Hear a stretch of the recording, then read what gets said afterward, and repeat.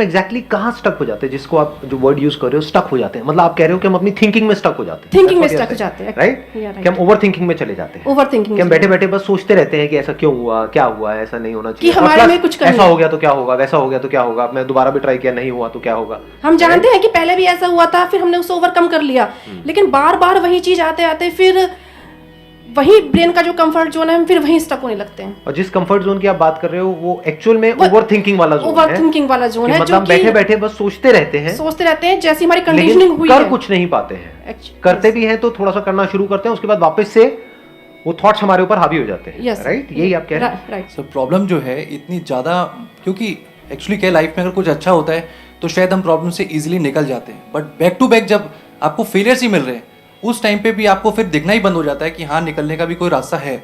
Problem सबसे बड़ी पता है क्या है, कि सबको यही लगता है कि हमारी प्रॉब्लम सबसे बड़ी है। अगर यहां पर मैं एक एक करके सबको बोलूं कि आप बताओ कि आपकी लाइफ में क्या क्या प्रॉब्लम्स आई या अभी क्या प्रॉब्लम्स चल रही है, तो आई एम श्योर कोई सोच भी नहीं सकता कि अच्छा ऐसी ऐसी प्रॉब्लम्स भी कोई फेस कर सकता है क्या। तो इन प्रॉब्लम्स के बावजूद भी कुछ लोग आगे बढ़ पाते हैं, कुछ नहीं बढ़ पाते हैं। That is the big question कि एग्जैक्टली हम स्टक कहां पर होते हैं। क्या हम एक्चुअल में लाइफ में प्रॉब्लम्स में फंसते हैं या उन प्रॉब्लम्स को लेकर के जो हमारी थिंकिंग है वहां फंसते हैं। सबसे पहले ये चीज हमको क्लियर होना चाहिए। तो जो हम कह रहे हैं फंस गए हैं, हम एक्चुअल में प्रॉब्लम्स में नहीं फंसे हैं, क्योंकि प्रॉब्लम्स तो सबकी लाइफ में है। हम एक्चुअल में थिंकिंग में फंस जाते हैं। राइट। ये पॉइंट सुनने में छोटा लग रहा होगा, but it is a very big point two understand in life, जो 99% लोगों को नहीं समझ में आता है। हम क्या समझते हैं कि हम प्रॉब्लम्स में फंस गए हैं, क्योंकि the moment you say that, तो जब तक प्रॉब्लम्स रहेगी तब तक आप फंसे रहोगे। और प्रॉब्लम्स कब तक रहेंगी? लाइफ टाइम, जब तक लाइफ रहेगी। Right. But the moment you से कि मैं प्रॉब्लम्स में नहीं फंसा हूं, प्रॉब्लम्स मतलब लाइफ में नहीं फंसा हूं, मैं लाइफ के बारे में जो मेरी थिंकिंग है उधर मैं फंस गया हूं जाकर के। अब मैं उस थिंकिंग को कैसे चेंज करूं? Right. If you say that, तो वो आपके हाथ में पूरा कंट्रोल है। But if you ask me this question कि मेरी लाइफ की जो प्रॉब्लम्स हैं वो कैसे सॉल्व हो, तो उसका कोई जवाब नहीं है, क्योंकि वो कभी नहीं होगा। आज आपकी एक प्रॉब्लम है वो सॉल्व हो भी जाएगी, कल कोई और प्रॉब्लम आ जाएगी, परसों कोई और आ जाएगी, फिर कोई और आ जाएगी, फिर कोई और आ जाएगी। Right sir. तो कैसे हम अपनी थिंकिंग को चेंज करें? सिंपल, थिंकिंग चेंज हो गई तो सब चेंज हो जाएगा। सब चेंज हो जाएगा, क्योंकि प्रॉब्लम्स को देखने का नजरिया बदल गया तो प्रॉब्लम बदल गई। एक बंदा जिसकी थिंकिंग नहीं फंसी हुई है उसको आप चारों तरफ से फंसा दो, वो निकल जाएगा। लेकिन जिसकी थिंकिंग फंसी हुई है उसको आप जा करके दुनिया जहान के सारे रिसोर्सेज दे दो, पूरा का पूरा खजाना भी दे दो, तब भी वो नहीं निकल पाएगा, तब भी रोएगा बैठ करके कि क्या मेरे को चारों तरफ खजाने से कैद कर दिया। अरे भाई खजाना है, कैद नहीं है। देखे ना ऐसे लोगों को जिनके पास में सब कुछ है लेकिन रोते रहते हैं। तो सब कुछ मिलना इज नॉट अ सॉल्यूशन। जिनकी लाइफ में कोई प्रॉब्लम नहीं है वो भी रो रहे हैं। सो अब आता है कि इसका सॉल्यूशन क्या है, कि we are stuck in our thought process, how to get out of it. तो सबसे पहली चीज ये समझनी है, ज्यादा सोचने से कुछ नहीं होता है, सही सोचने से होता है।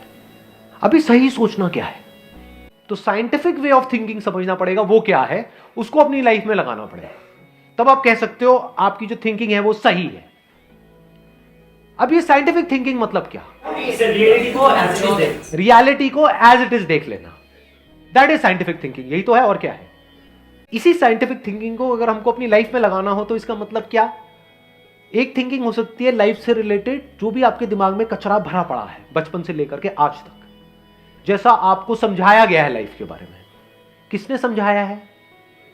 वो लोग जो खुद नहीं समझते, लाइफ के बारे में अपने अपने बिलीव्स बनाए हुए हैं, अपने अपने स्टैंड पॉइंट से लाइफ को देख रहे हैं। फॉर एग्जाम्पल, कोई हिंदू है तो एक तरीके से लाइफ को देख रहा है, कोई मुस्लिम है तो अलग तरीके से लाइफ को देख रहा है, क्रिश्चियन है तो अलग तरीके से देख रहा है। क्या सही है इन तीनों में से? कि तीनों को सही थिंकिंग कह सकते हैं?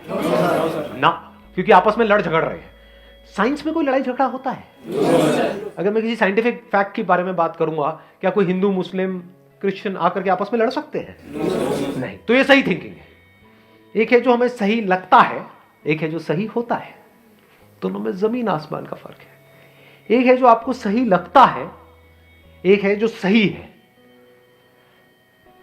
तो साइंटिफिक थिंकिंग का मतलब क्या, अगर इसको हमको लाइफ में लगाना हो तो, यानी लाइफ को आप एज इट इज देखो, ऑब्जर्व करो, फिर उसके बारे में सोचो। This is scientific thinking. और ये जो फंडा जिसकी मैं बात कर रहा हूं, इसको आप लाइफ के किसी भी एस्पेक्ट में लगा सकते हो। इसको बिजनेस में लगा सकते हो, इसको जॉब में लगा सकते हो, इसको रिलेशनशिप में लगा सकते हो, इसको हेल्थ में लगा सकते हो। तो ये चीजें समझना बारीकी से, स्टेप बाय स्टेप, तो आप गलतियों का पूरा नेचर समझ सकते हो। The nature of mistakes, the kinds of mistakes, the types of mistakes, और उनके कॉजेस क्या होते हैं। और जैसे ही हमको ये सब समझ आ जाता है और साफ दिखने लग जाता है, तो वो गलतियां होनी हमसे बंद हो जाती हैं। और जितनी भी गलतियां हो सकती हैं, उन सबके अगर नेचर समझ आ जाते हैं, तो गलतियां होने की पॉसिबिलिटी फ्यूचर में ऑलमोस्ट खत्म हो जाती है। प्लस जब समझ आ गई है उसकी रियलिटी, तो वहां पे ओवर थिंकिंग के लिए जगह नहीं होती है। अपन थिंकिंग में स्टक नहीं होते हैं। Wish you all the very best. Thank you so much for coming.